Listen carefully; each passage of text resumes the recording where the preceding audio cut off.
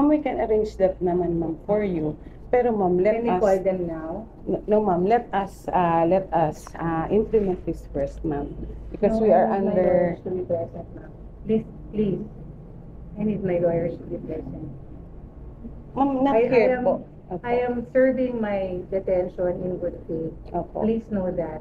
Opo. From the US, I came back.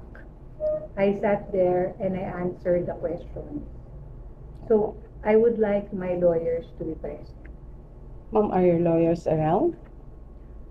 We are going to call them. And ma'am, but we are ordered to I want my implement this lawyers to be immediately. present. Ma'am, please. Opo.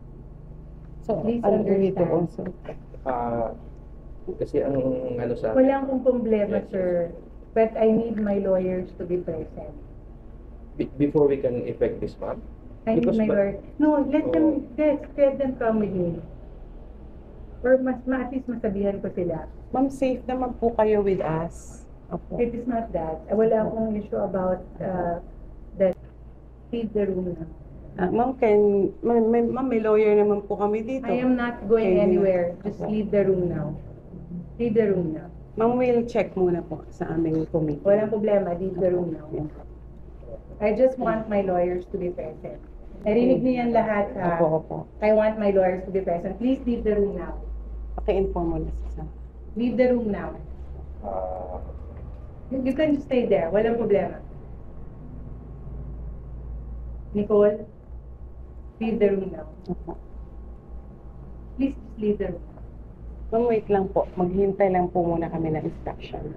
Kung ano naman po yung instruction nila. Leave the room now. Oh, it's okay. Please just go out. Leave the room now. For the years 2022... Ako po yung lawyer niya ngayon.